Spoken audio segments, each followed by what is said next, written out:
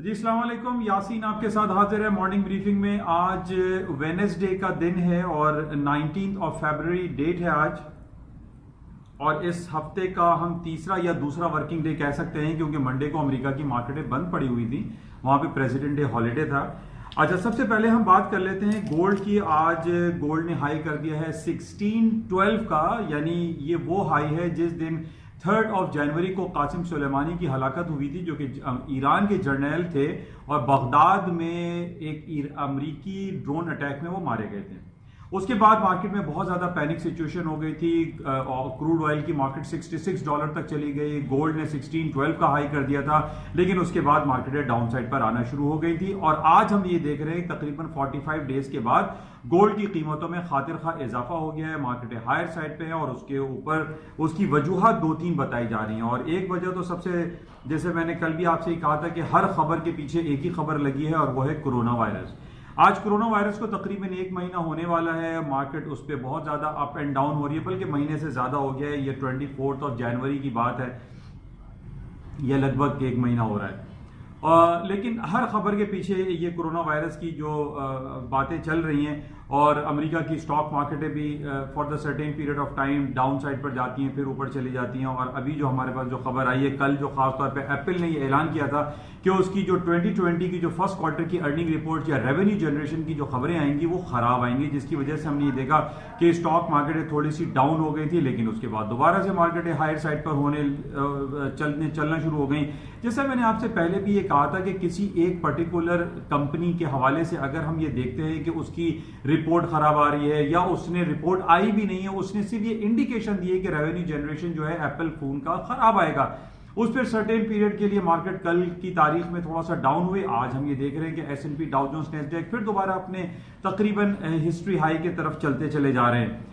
जैसे पहले भी मैंने आपसे ये कहा था कि जनाब कोई जब अमेरिका की स्टॉक मार्केटों को गिरने के लिए जरूरी है कि उनके जो इकोनॉमिक इंडिकेटर्स हैं या उनके जो वाइटल साइंस हैं, जिसके अंदर जीडीपी है, कैपेसिटी यूटिलाइजेशन है, इंडस्ट्रियल प्रोडक्शन है, उनकी जॉब रिपोर्ट्स हैं, यानी जो बेसिक्स जो इंडिकेटर्स हैं उनका खराब आना जरूरी है। सिर्फ एक पर्टिकुलर कंपनी का ये कह देना, और खासतौर पर अभी तो रिपोर्ट आई भी नहीं है, सिर्फ एप्पल ने ऐलान किया था कि जनाब उनकी खास तौर पे जो आईफोन की जो प्रोडक्शन है या आईफोन की जो सेल है वो चाइना में काफी हर्ट होगी। उसकी वजह सिर्फ कोरोना वायरस, जो कि इस वक्त एक इनर्ट सिचुएशन में चाइना चल रहा है, और वुहान सिटी और दूसरे जो उनके शहर हैं जहां पर ये एपिडेमिक खास तौर पे फैला है, वो अब अभी भी वहां पे फैक्ट्रीज और दफातर और बैंक्स बंद पड़े हुए हैं। और इसी फियर फैक्टर की वजह से उन्होंने ये ऐलान किया था कि जनाब एप्पल की जो रिपोर्ट्स आइंदा आएगी वो खराब आएगी। उस पर S&P, Dow Jones, Nasdaq down हुए थे, लेकिन लेट नाइट पे मार्केट हाई साइड पे चलना शुरू हो गई।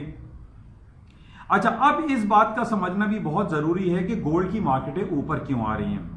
जैसे कि कई बार ये मैंने आपसे जिक्र किया है कि गोल्ड की कीमतें हायर साइड पे जाती हैं क्योंकि इसको हम एक सेफ हेवन के तौर पे गिरदानते हैं। और जब भी हम ये देखते हैं कि जब अरब कंट्री में कोई टेंस हालात होते हैं या किसी दुनिया में कोई एपिडेमिक फूट पड़ता है या कोई कन्वेंशनल वॉर जैसी सिचुएशन क्रिएट होती है, तो उसका डायरेक्ट इफेक्ट जो है वो गोल्ड मार्केटों में पड़ता है। और मैं पिछले काफी अरसे से आपसे यही बात दोहराता चला जा रहा हूं कि जनाब 1535 is a very important crucial supporting level था, और जब तक 1535 गोल्ड का लेवल नहीं टूटेगा, बाजार ऊपर है, गोल्ड की कीमतें ऊपर चली जाएंगी।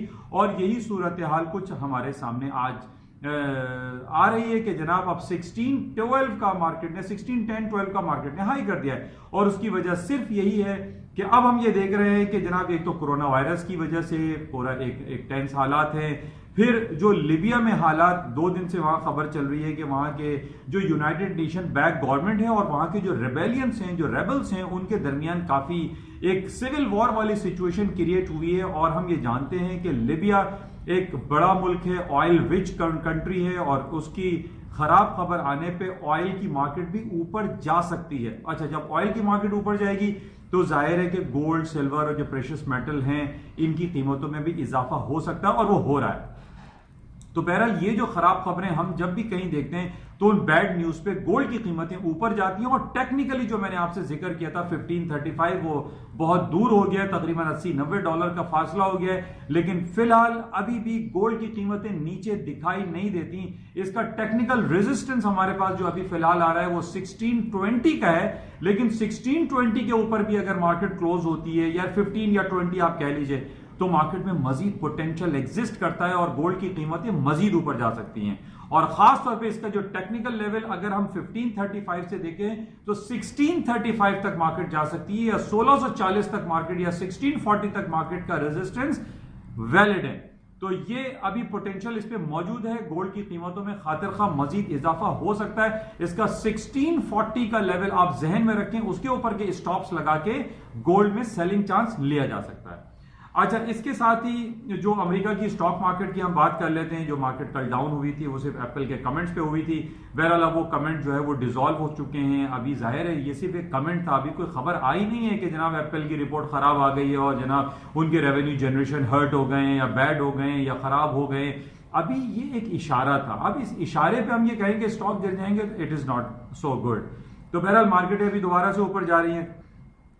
अच्छा, इसके साथ ही जो करेंसी मार्केट में हम बात कर लेते हैं कि जनाब ब्रिटिश पाउंड और यूरो की मार्केटें जो है, खास तौर पे यूरो जो है वो डाउनफॉल होता चला जा रहा है। उसकी सबसे बड़ी वजह जो है वो आप ये जहन में रखिए, क्योंकि यूरो में से अब यूरो जोन में से नहीं बल्कि यूरोपियन यूनियन में से अब बरतानिया निकल चुका है, या उसने निकलना शुरू कर दिया है 31 जनवरी के बाद से।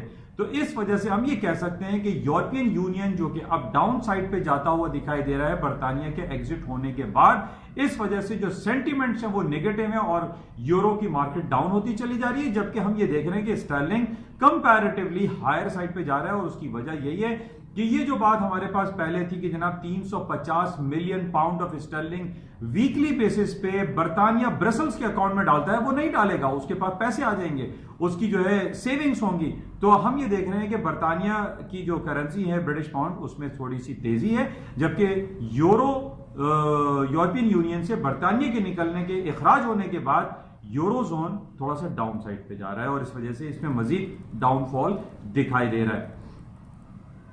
अच्छा, इसके अलावा कुछ बातें हम कर लेते हैं। खासतौर पे एक अमेरिका की और भी बात है। आज रात के 12 बजे पाकिस्तानी वक्त के मुताबिक 12 o'clock Pakistan time FOMC federal open market committee के मिनट्स आएंगे। इट्स अ वेरी इंपॉर्टेंट है और इस पे मार्केट मूव कर सकती है। अच्छा, इसके अलावा जो हमारे पास जो खबरें चल रही हैं वो तीन बड़ी कंपनीज, एप्पल की जो बैड न्यूज थी वो आपके सामने है, टेस्ला जो आपको पता है कि दुनिया की सबसे बड़ी कंपनी बनती चली जा रही है और 100% वो बैटरी पे गाड़ियां चल रही हैं, उसमें ना पेट्रोल है ना CNG है, कुछ भी नहीं है, सिर्फ वो बैटरी पे गाड़ी चल रही है। उसकी रिपोर्ट ज्यादा है कि उसकी जो मार्केट कैपिटलाइजेशन है और उसकी जो शेयर वैल्यू है वो $800 से ये कहा जा रहा है कि ये $1200 तक चले जाएंगे अनकरीब, जिसकी वजह से ये कहा जा रहा है कि पेट्रोल की जो यूजेज है, जो इस्तेमाल है एनर्जी सेक्टर का, वो डिक्लाइन करेगा, जिसकी वजह से तेल की कीमतें टेस्ला के रिपोर्ट पे डाउन हो सकती हैं। क्योंकि अब हम ये भी देख रहे हैं कि यूरोपियन यूनियन हो गया या यूनाइटेड नेशन हो गया, वो point of no return policy मुरतब कर रहे हैं, और उसमें ये कहा जा रहा है कि जल्द अज जल्द अब ये होना चाहिए कि पेट्रोल से बनाई जाने वाली चीजें या पेट्रोल पे चलने वाली जो व्हीकल्स हैं उनको खत्म किया जाए, ताकि ये माहौलियाती आलूदगी जो है उसको जल्द अज जल्द खत्म किया जा सके। जिसकी वजह से हम देख रहे हैं टेस्ला की कीमतों में इजाफा हो रहा है और तेल की कीमतें इन बेसिस पे डाउन हो सकती हैं। हालांकि कल जब हमारे पास लीबिया की रिपोर्ट आई थी कि लीबिया में जो रेबल्स और रेबेलियंस के अंदर जो फाइटिंग हुई है और तकरीबन 25-30 जो है वो मिसाइल दागे गए, उसके बावजूद भी तेल की कीमतों में वो तेजी नहीं आई जो कि एक उम्मीद की जा रही थी कि जनाब लीबिया के ऊपर अटैक हुआ है, लीबिया में जो है सिविल वॉर जैसी सिचुएशन क्रिएट हो रही है तो अब क्रूड ऑयल की प्राइस ऊपर चली जाएंगी, वो नहीं गई। उसकी वजह सामने टेस्ला है, जो क्लाइमेट चेंज के हवाले से जो हम ज्यादा बातें कर रहे हैं। अच्छा, इसके अलावा जो गोल्ड की कीमतें ऊपर जाने की वजह, एक तो हम ये देख रहे हैं कि जो हालात की संगीनी और कोरोना वायरस की वजह से आप कह लीजिए, या फिर जो लीबिया में जो हालात हुए इसकी वजह से आप कह लीजिए।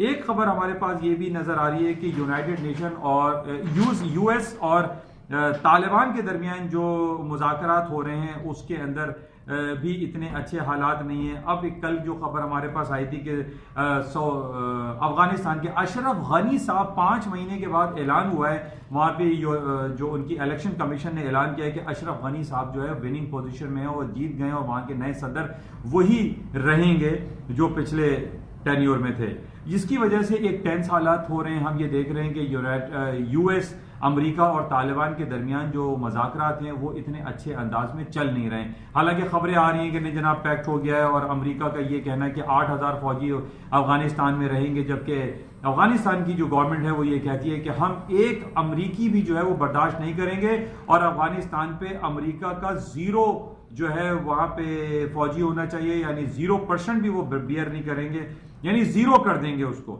जिसकी वजह से वहां टेंस हालत की वजह से गोल्ड की कीमतों में इजाफा हो रहा है।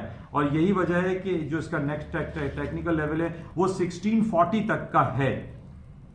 बहरहाल इसको देखते हैं। और कुछ रिपोर्टें हमारे पास ऑयल के हवाले से आज लेट नाइट भी आएंगी, एपीआई की रिपोर्ट आती है और कल हमारे पास जुमेरात को आएगी अमेरिका के जो इन्वेंट्री रिपोर्ट होती है ऑयल की, वो भी कल आएगी, आज नहीं आएगी क्योंकि मंडे को अमेरिका की मार्केटें बंद पड़ी हुई थी।